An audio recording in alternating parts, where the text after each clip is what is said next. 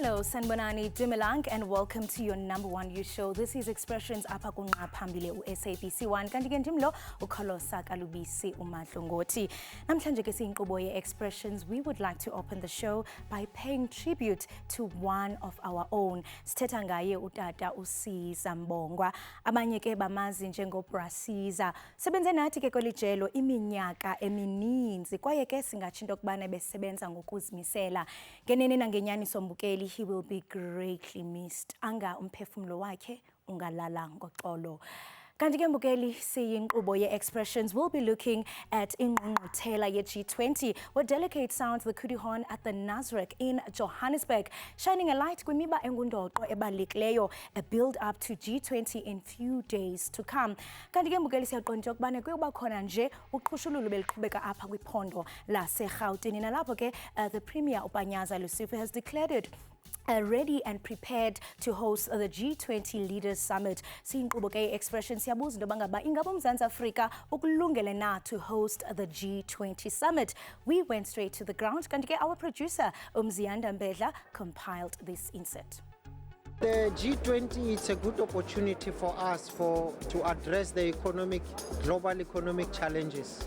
But at the end of the day, after this, it's what we do that's more important. Because someone said, the uneducated of the 21st century, it's no longer people who are unable to read or write, but those who are unable to learn, unlearn, and relearn. So coming from the G20 speakers and the G20 partners, whatever they will give to us, it's something that we have to learn and see how can we use it so that it can benefit us and the future generation. And I'm happy that it's being hosted in our own country. I think it's about time that the West comes to see who we are, what we are made of, and the solutions that we have, so that we can collaborate and not be seen as only consumers of what they produce. They should see that we are able to produce from a technology perspective, from innovation and everything else. You've got your presidents like Donald Trump who wants to boycott this.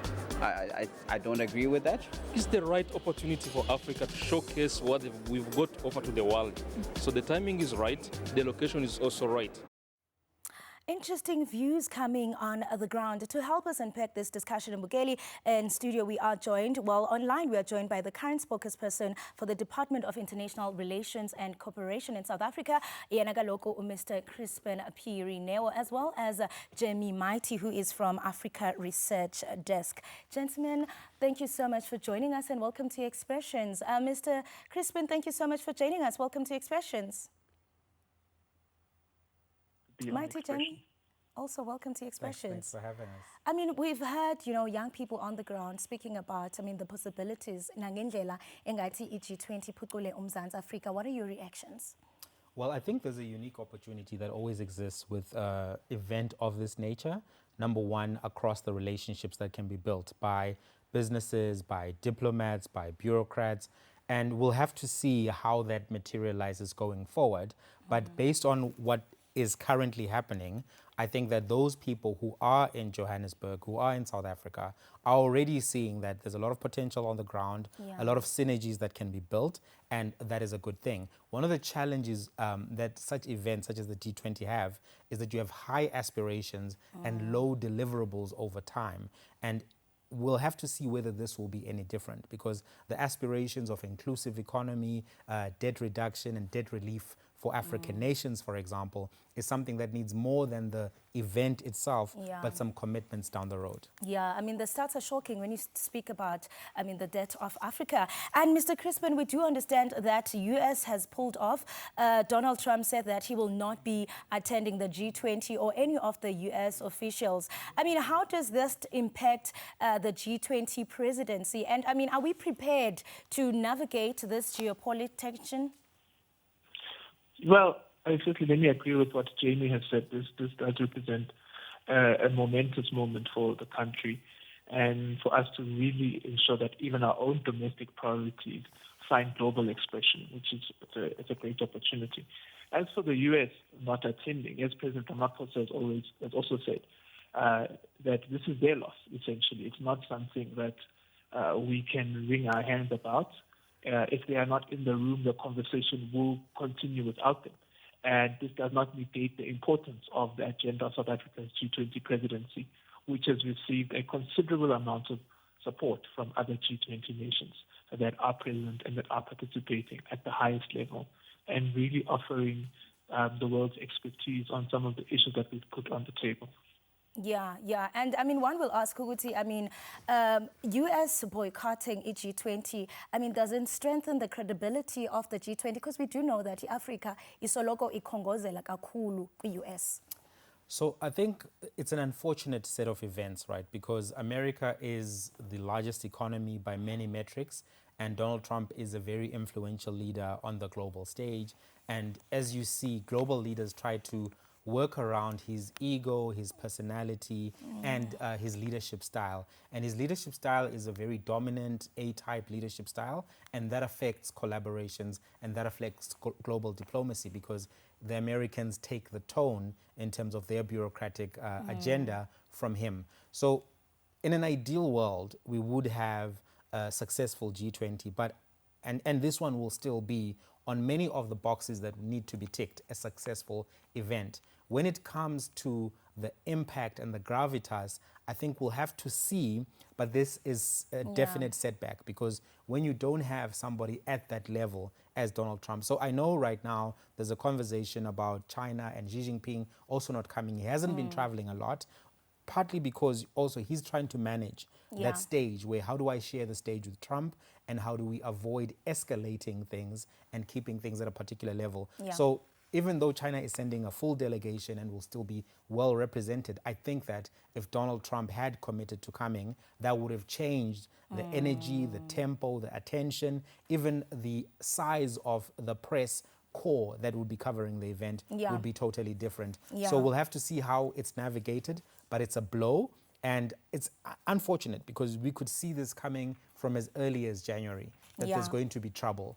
Because you remember the executive orders, the kind of language that Donald Trump has been using about South Africa.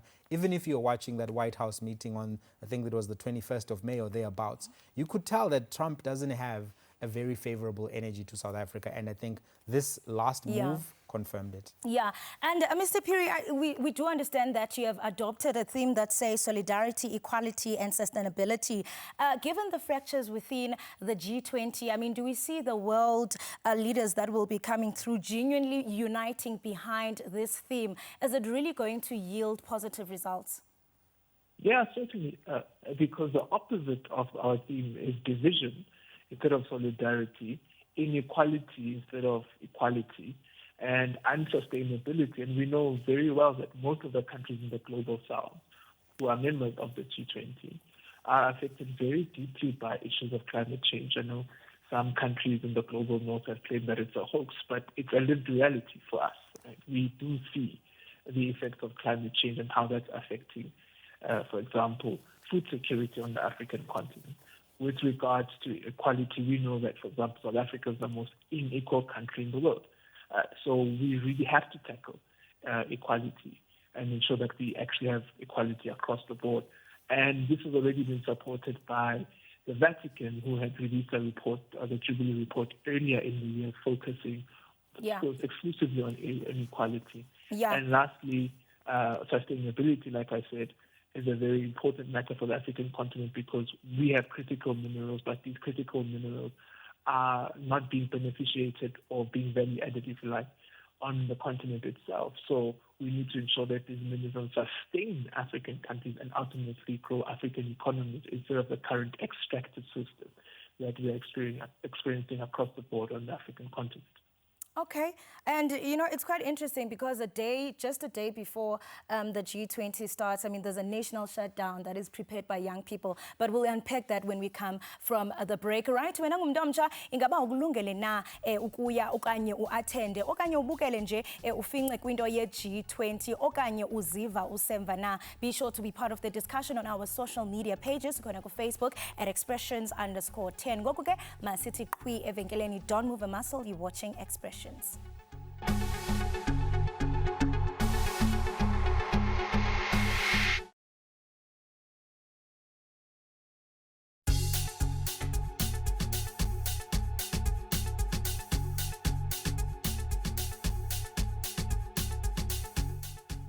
Welcome back. You're still watching Expressions. We are talking about the upcoming G20 Summit, which is currently underway. Singumbuzo ke we Expressions siyabuza into yokubana ingaba uMzantsi Afrika ukulungele na to host the G20 Summit. Joining me is Levi Singh, who is from Y20 SA Shepa.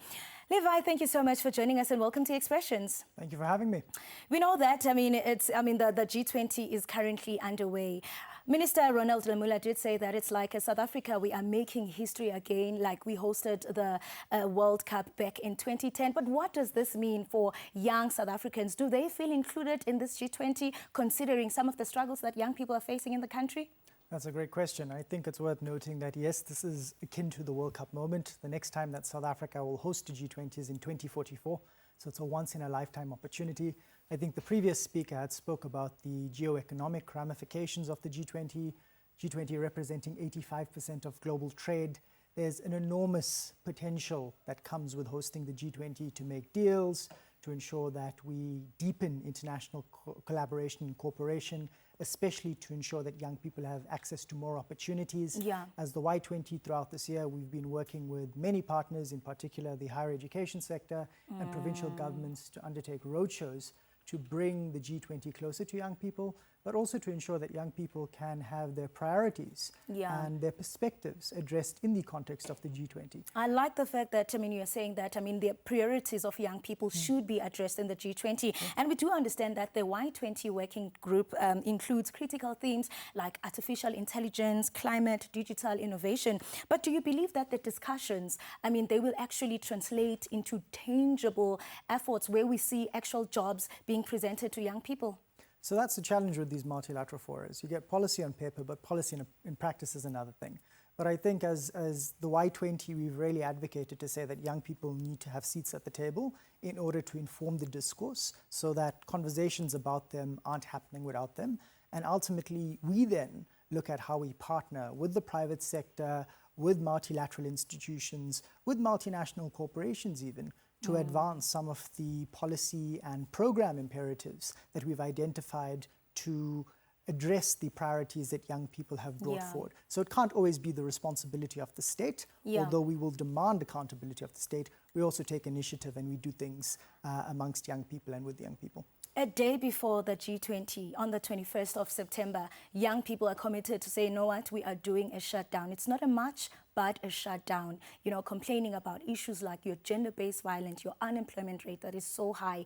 A day before one of the biggest events in the country, what does this say about our country and the realities of young people on the ground? Well, it clearly sends a signal to say that from the gender perspective to the youth development perspective, South Africa is in crisis, and we have been in a perpetual state of crisis. And ultimately, young people and women in particular are demanding accountability and action from those in power. And as the Y20, ultimately, we recognize the calls for a shutdown. And in principle, we stand in solidarity with comrades and colleagues and friends from across the youth spectrum that are looking to shut down the country, just to highlight these plethora of issues that you've raised, from unemployment to gender-based violence and femicide. So ultimately, we need political action and we also need political accountability, because we've got great policy, we've got great legislation, but we need action. Yeah, let's talk, solutions. We do understand that Minister Meth has proposed a goal to reduce the need rate by 5%, when we reach 2030. Is that target ambitious enough? Obviously, I don't think it's ambitious enough. I think we've got such a large percentage of young people who aren't in employment, education, or training. And in order to have a growing and thriving economy, we need more young people to have skills to be economically active. Through our work as the Y20, we've worked with the African Union Development Agency to explore the idea of a G20 African Union Skills Compact.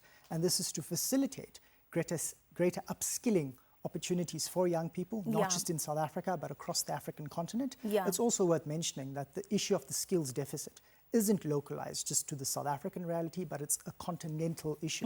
So having the G20 coming to the table and G20 member states focusing on a potential skills compact definitely could be a game changer by ensuring that young people not just have opportunities to skills, but there's also the resources to help them attain the skills that they need, and they can transition into a job market.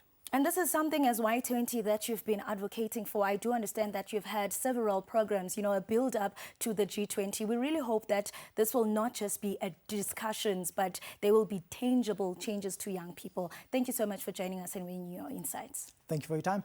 Right, Mbukeli, be sure to be part of this discussion. Ngaba wena ngumntu omtsha ukulungele na uba ngaba mhlawumbe ufunxe kwizinto ezawuqhubeka kuyo ingqungquthela ye-G20. For now, let's take a break. Don't move a muscle. You are watching Expressions.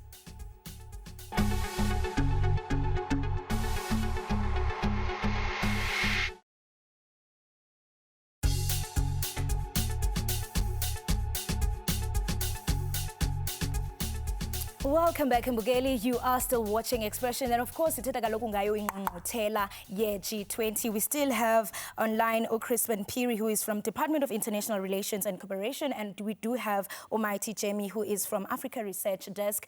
Mr. Crispin, we are wrapping this discussion, and Africa beyond this G20, what should they expect? What concrete, tangible izinto abangathi bazijonge abantu boMzantsi Afrika beyond the G20?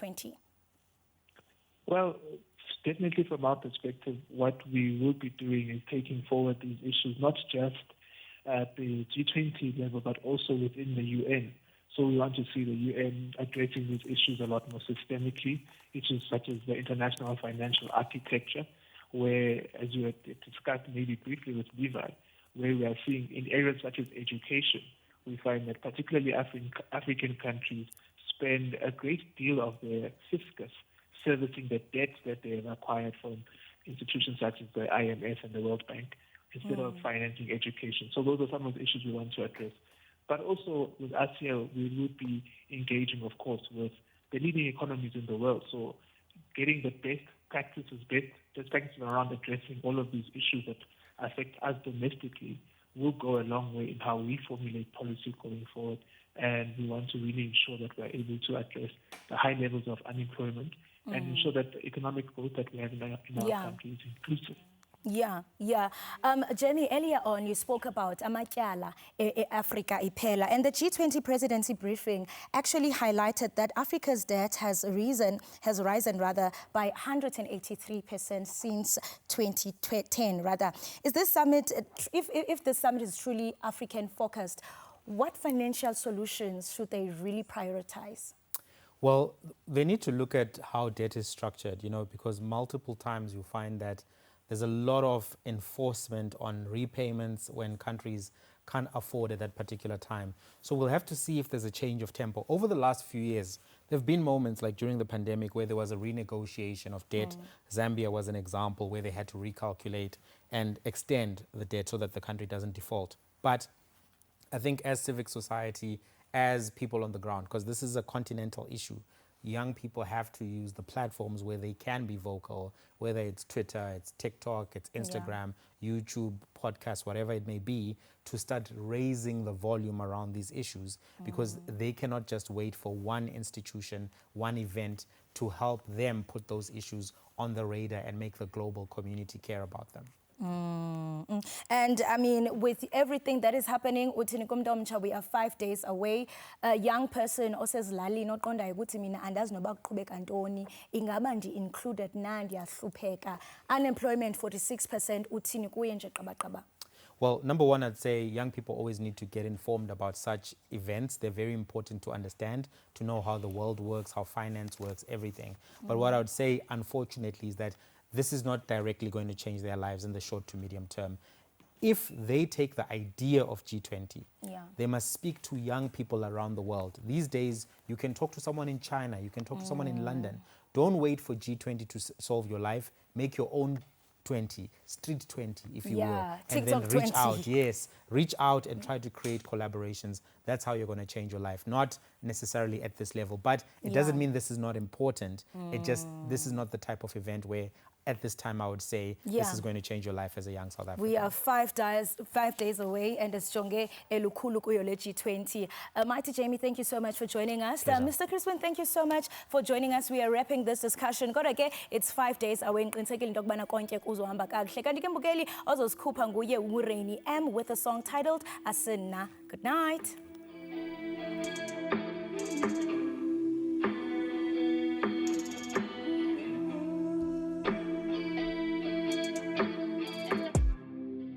always on my mind. Red flags I can't find. Love how you smile. Love how you touch my body. I promise to love you. Promise to love you. Promise to be faithful, baby. I promise to love you. Promise to love you. Promise to be faithful, baby. This is love. This is love. This is love. Your past might have hurt you. Your past left you broken. I say nah, nah. I say nah. I say nah, nah. I say